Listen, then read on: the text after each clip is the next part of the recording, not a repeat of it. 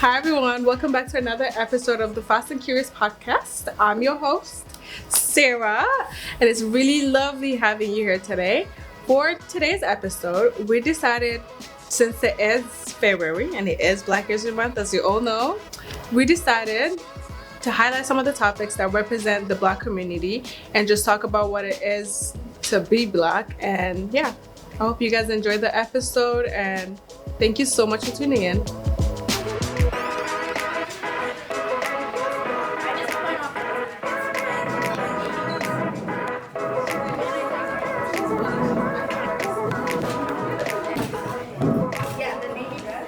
Hey Ottawa, welcome to our special episode. I'm Zai, your host, and I'm here with my wonderful friends Ilo, Amara, Benji, Esther, and Princess, and we're going to be discussing our Black excellence. Hey guys, it's Ilo, and we're so excited to be here. And throughout the month, we're going to be talking about topics such as Black community, youth empowerment, mental health, and Black contribution to music. Okay, let's give it to Amara. Let's hear it. Okay, so our first topic is the importance of Black community. And me personally, I think that community is so important because you can kind of talk to people who have been through the same struggles as you, and you guys can give each other advice and kind of relate with each other. And also it opens up so many opportunities. So What kind of communities are you guys part of? Well, me, Zai, and Princess are at BSU, Black Student Union, our school. For LDH, yeah. Yeah. And we're executives this year. Okay. And we're working on an assembly for our school for Black History Month. Yeah, we're trying to make it different and more engaging and really incorporate a lot of the fun and the appreciative stuff about being who you are. Yeah. I'm part of the BSAC, and it's an organization for Black students to come to talk about Black struggles and Black empowerment at the Ottawa Catholic School Board. Okay, Benji? I'm just happy to be here. I'm a part of one, so I guess this is my community. Okay, we're your community. Well, what do you guys feel about predominantly white spaces? Like, how's your experience with that? That's where I find community is really important because when you're in these predominantly white spaces, when you have like a Black community to come back to, people to relate to you, it makes it a lot easier to manage with. Yeah, it also validates a lot of how you're feeling. Like, if I'm feeling a certain way about something and my counterparts aren't feeling that same way, I'll kind of compare and really look and think, am I supposed to be feeling this way? Or is this a normal thing or is it not? Yeah. So I feel like community is so important because, especially for young kids, it makes them feel included, validated, and really just gives them something to go back to whenever they're feeling any type of way. Like a support system. I feel that being in a predominantly white space, I feel insecure and like I don't belong there because I find that when I'm with someone who's like me, it's easier to connect with them and talk about our struggles and like how hard it is to live in this era. Society, modern day. As you were saying that, actually for me, I actually was in a predominantly white school growing up. So like, just like being in that space, like you kind of feel like, oh, I'm not pretty like the other girls because like everyone else didn't look like me. So I was like, there's something wrong here. Yeah. But like, after I got out of that, I was like, actually, you know what? Like, I'm good just the way I am. And you know what? Out of that, I had a great personality because I was like, you know what?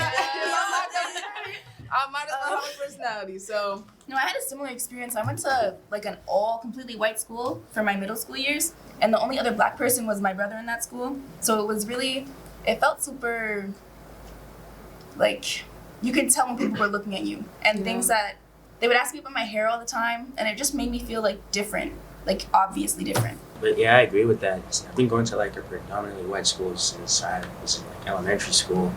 And like, I didn't notice it until I was older, but I always felt like different and stuff because of the questions I get asked, like, hey, you're Black, do you like this, do you like that? And then when I got to high school, it got like worse, I guess. Yeah. So I guess going to different spaces, like I'm also part of the Black Youth Forum and this organization too. I guess it's like going somewhere I don't feel alone and I don't feel like people are judging me. I don't feel like I have to look over my shoulder and say. And also, especially for kids who immigrated here when they were 10 years old, 8 years old, it's such a different space. Like for me, I was raised in Somaliland. Like I was born there and everyone was Black. There wasn't a differentiator. Like no one was different. But when I came here, I had to assimilate so much. I was speaking 2 languages back home. English, three actually. English, Somali, and Arabic. I lost most of that because I was trying so hard to fit in, and I forgot really who I was and where I came from, because here it's so obviously different. Like, I really had to come to acceptance how different people are and how, like, we're all so divided, but back home we're all the same people. Okay, well, off of community, we're actually going to talk about youth empowerment now, so I'm going to give you Zai. Entering our next topic of youth empowerment. Empowering the youth is so important because it sets up our following generation for success. Yeah, giving youth the opportunities and really telling them and the advice that they get really gives us like a back support, like something to go back on and to really think, oh, like, I'm supported here, I'm wanted here, and I'm needed here. So it really, like, for me, especially with all these Black student unions we have at varying schools, it brings me comfort knowing that what I'm going through, another child is going through that. Yeah. And that's how for example, giving youth the opportunity to plan events and really make things happen that are special, not only builds our confidence, but it builds life experiences that you would need in a real life job or you would need in your personal life, like planning birthday parties, etc. And another example of that, I think, is the Black Legacy Gala that we planned.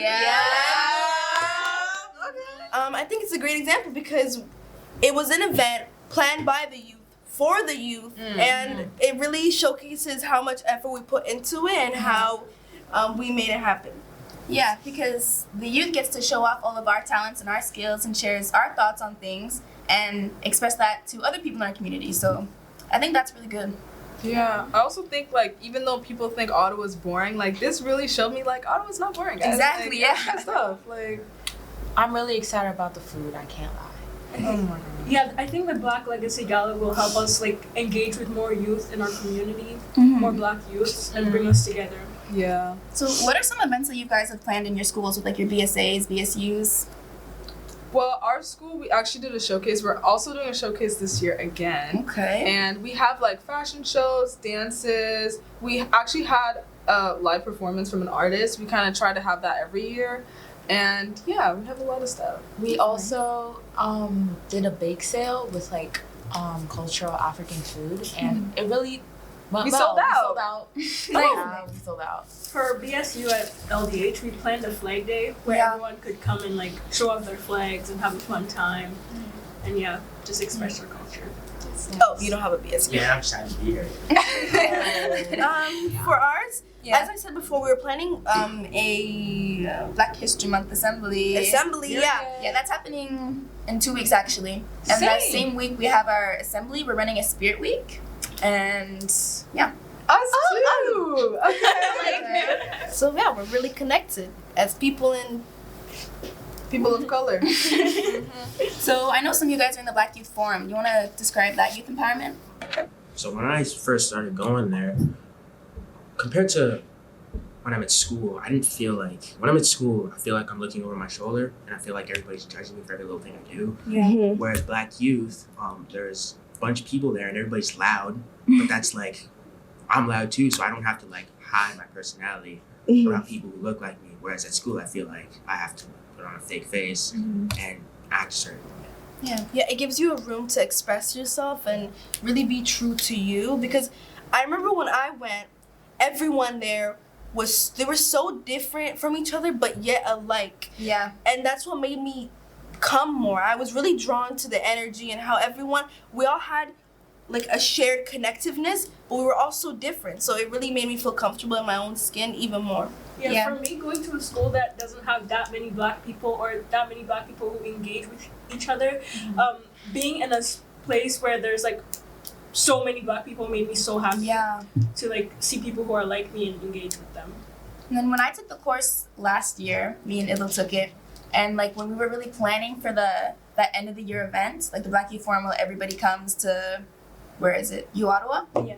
Like that, I really loved doing that because we were people like of the same age, same grade, and we were planning an event where like even like my friends who weren't in the program came to that event. So that was nice. Yeah, it was a nice leadership opportunity. It really made us, we had to step up to take that position, and we did, and it came out great. That's what we were saying at the beginning with like youth empowerment. You're building social skills and you're building your confidence, and it's helping you for the future when you have to like take on these things by yourself.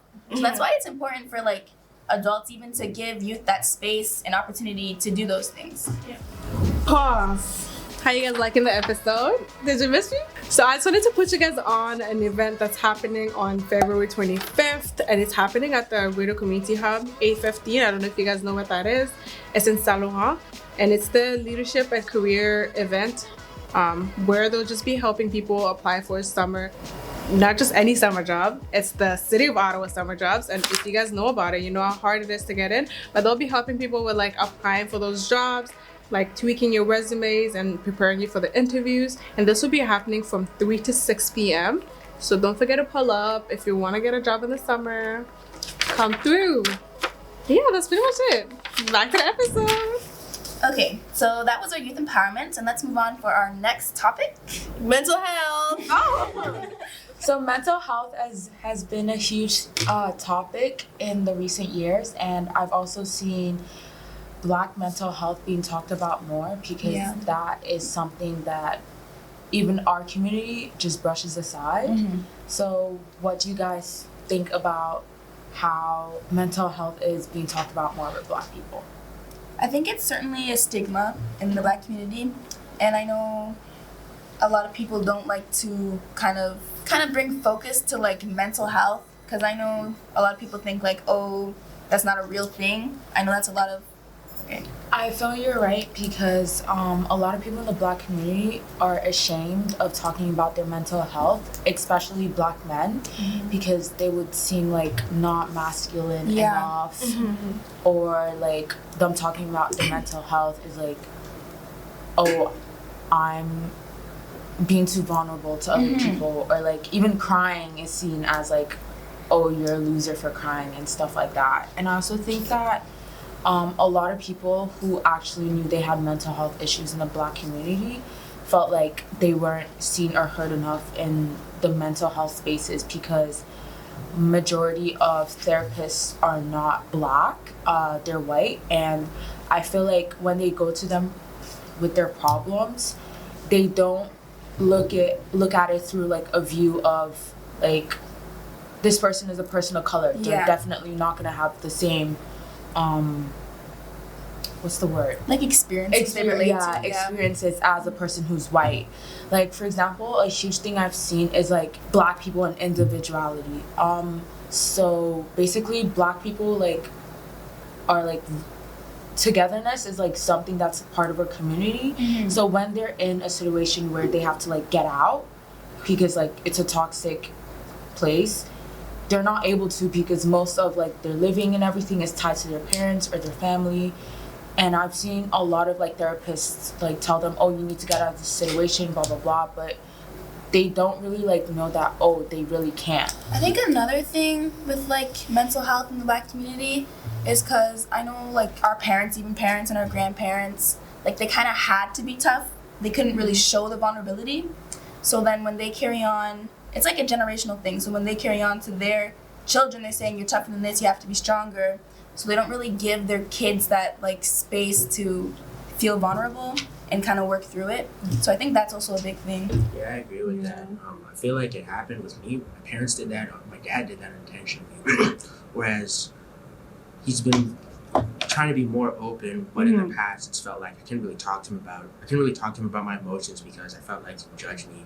And like, back to the thing about like, specifically in that like culture and like from his family, he didn't really talk with his like parents or any of that, mom or dad.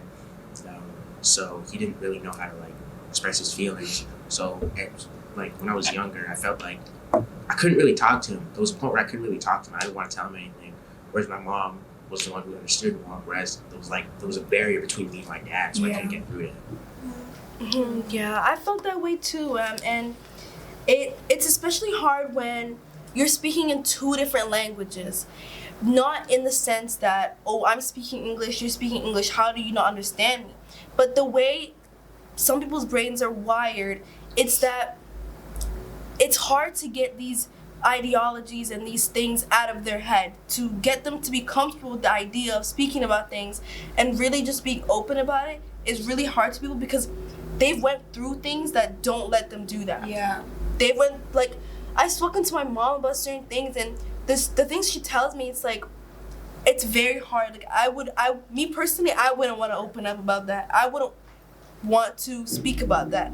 But that's the great thing about therapy and really getting the help you need, because you can speak about that. It teaches you how to, like, be open, speak about that, and it helps you in future relationships too.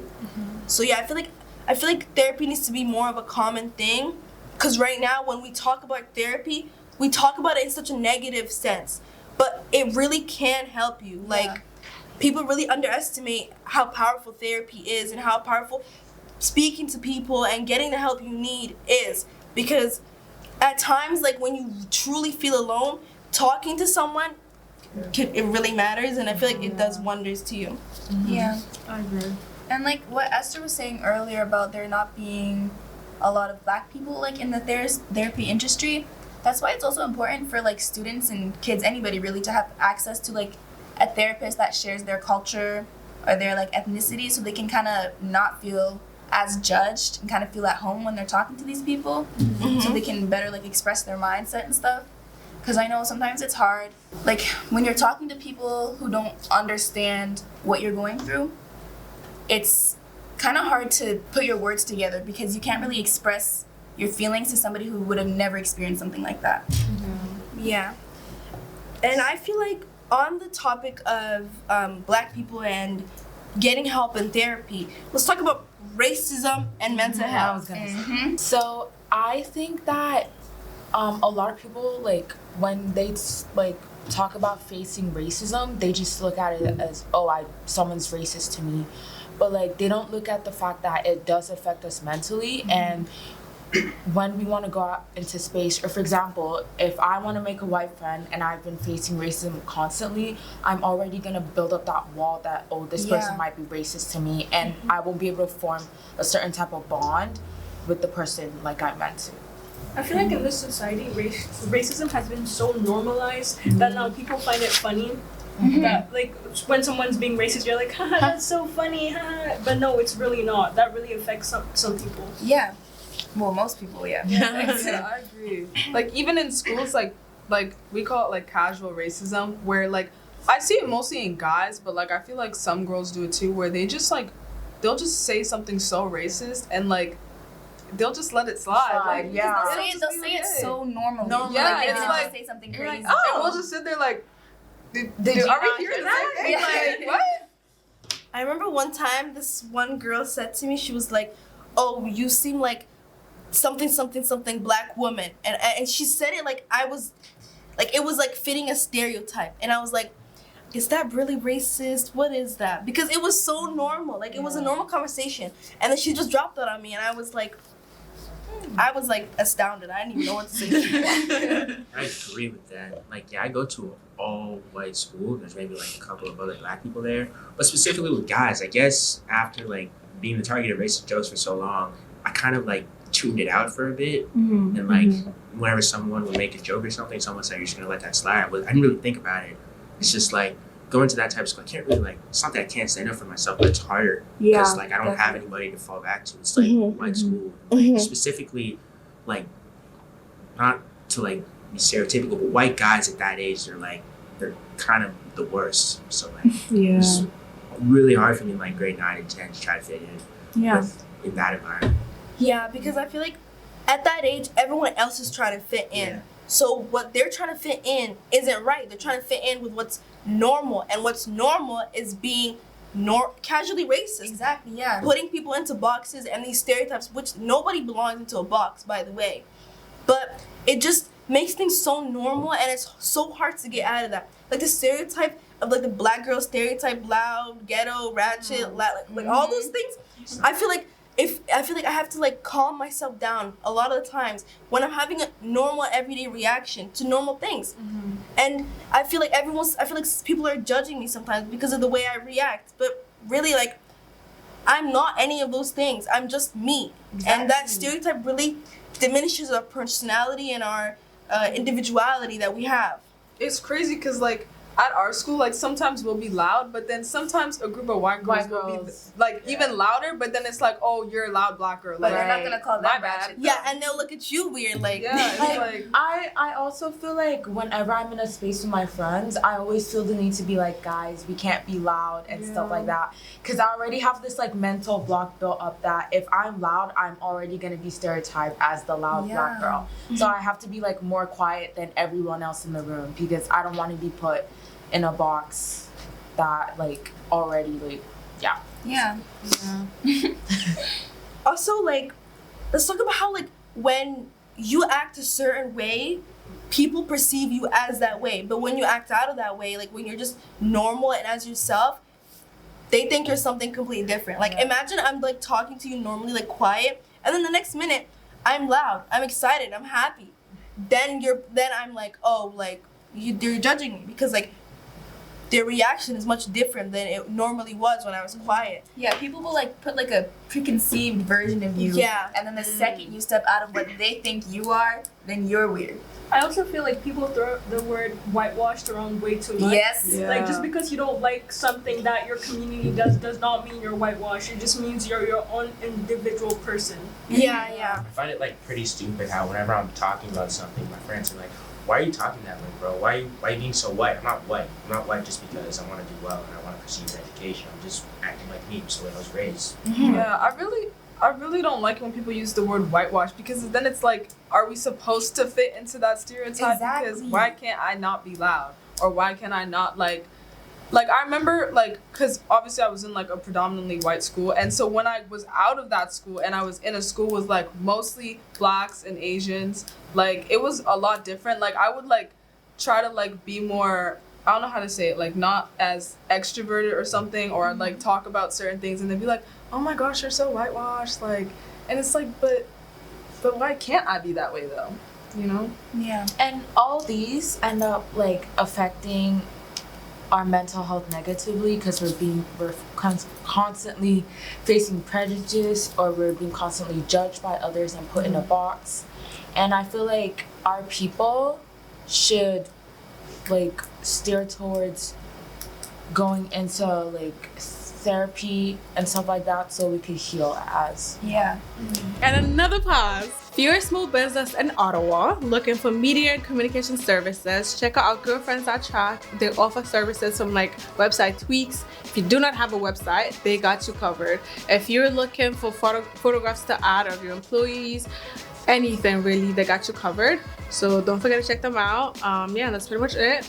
Now back to the episode. So next we're going to be talking about Black music. For me, Black music isn't just sound. It's a way to express myself, connect with my community, and like show that I'm my own person. What do you guys think how has Black music like affected your lives or changed your lives? Well, for me personally, Black music is very important.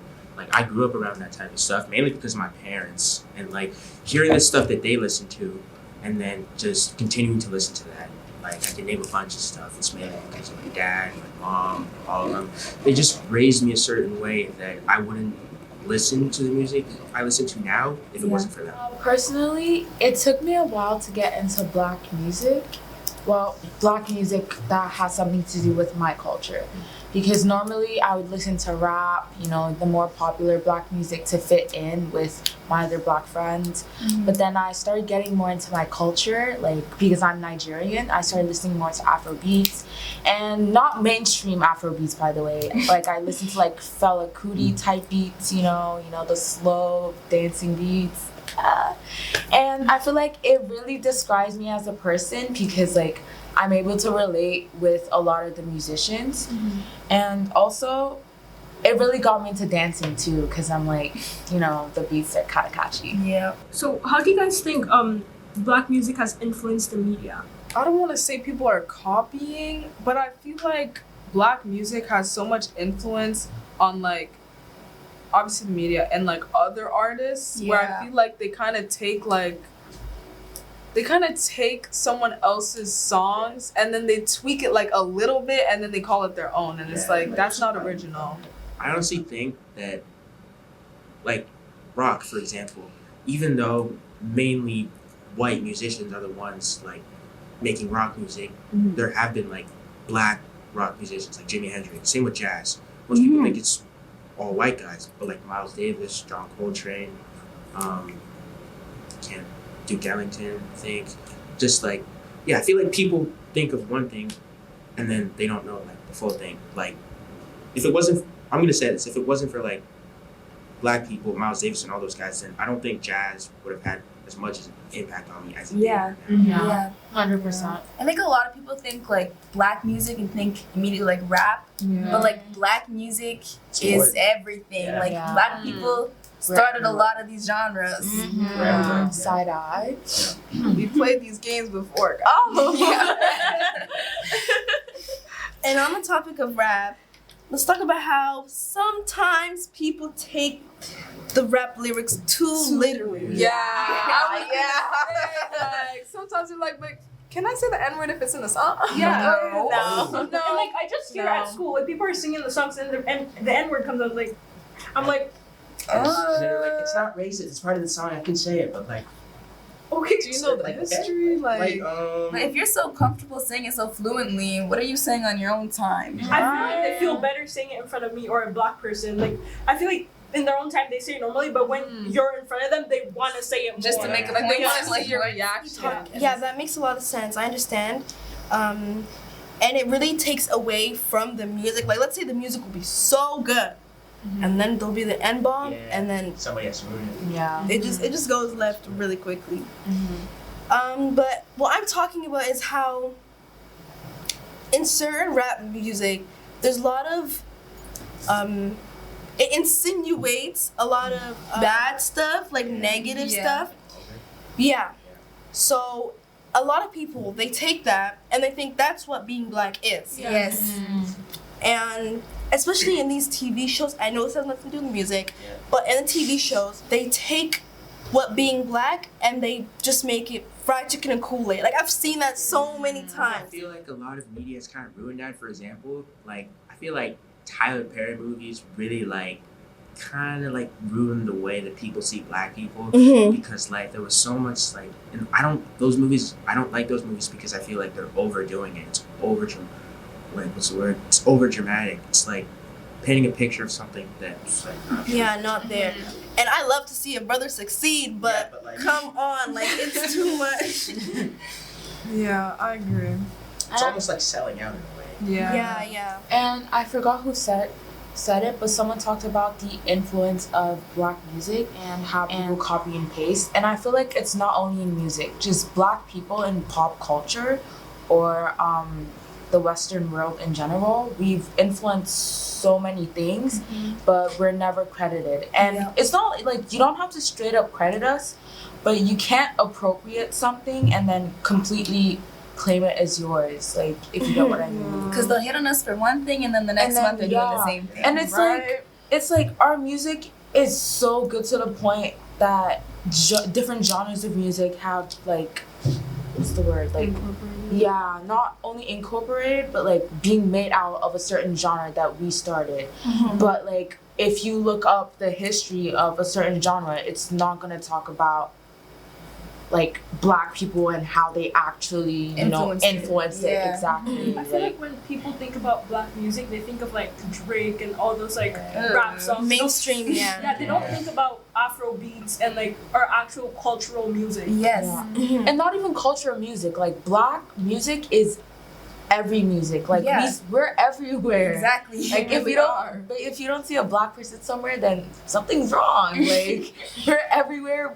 We're influencing everything, and it's like, it's just that stereotype of everything about us is rap or pop. Like we have so many different things. Or R&B. Forget about pop. R&B. Like, Why did we talk about R&B, guys?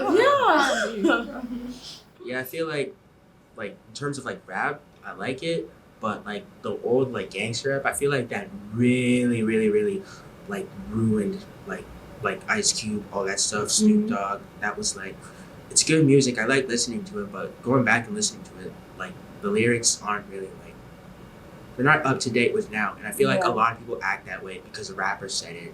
Like one time my friend told me, bro, it's fine. Eminem said that. Bro, it's fine. Ice Cube said that, but like, why are you acting like that? Why, like, you don't gotta. It's just a song. Yeah.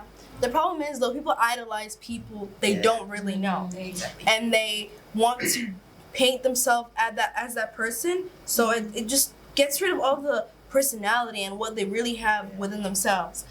Yeah, it just ruins like. Yeah, it's okay to like somebody's music, but like putting your whole energy into like obsessing over this person who you'll never meet, like And who doesn't care about you. Like honestly, like Drake fans, like I don't get why like he's never gonna meet you, and like Right. Can we talk about the Super Bowl? Yeah. Kendrick Lamar. Can I just actually? I'm gonna say it, guys. He was overplayed. Yep. He was overplayed. I think. No, you know what? You know what? Let me say something. They played Not Like Us at our school. When I tell you that ruined my whole day, I've heard that song so many. I know the lyrics and I don't even listen to it. Yeah, like, what's going on? I mean, I get that you think he's overplayed, but it's just that one music. Like, he has better music. Exactly. I know It's he's a just good the artist, media. just like- The media likes to eat up negativity. So if someone starts dissing another popular artist, they're gonna gobble that up, guys. Even like, Duolingo's dissing Drake. right? Like, Duolingo. what's up with Duolingo? Duolingo. As much as I love Kendrick and as much as I'm here for like the Drake hate, I feel like they've really been overplaying. They've been really overplaying that song, but like he has better songs. He does have better songs. Like at the Super Bowl, I wanted to hear more from To Pimp a Butterfly instead of like seriously. But you know what? They're not like us. On that note, though, I feel like a lot of the time, like when an artist has like, you know what I hate? When you listen to an artist and then all of a sudden they blow up, and then you're listening to them and someone's like, "Oh, you listen to TikTok music." Right, Like, I've been on that. Doechii, Like, guys, let's talk about Doechii. Yes. Like, nobody knew Doechii. I was her day one fan I've until been that there. Grammy. Everyone is tweaking out. Like, honestly. Like I honestly didn't know who she was until I listened to Chroma Coconut. You're not. No, Yeah. You must have listened Yeah, to a you song. probably just don't know. you know, probably yeah, heard a a lot of song. people did listen to her songs. They just didn't know it was her. Like, yeah. Anyways, guys, that's the end of our episode. period. And we really covered a lot today. We did. So, my name's Ivo. My name's Amara. My name's Esther. I'm Princess. I'm Benji. And I'm Zai, and that was our special episode. Bye. I love you. And that's a wrap on today's episode. Thank you so much for tuning in on this Black History Month special. Special shout out to Future Paths Network, Ottawa Visionary Voices, and Track. Thank you for joining us.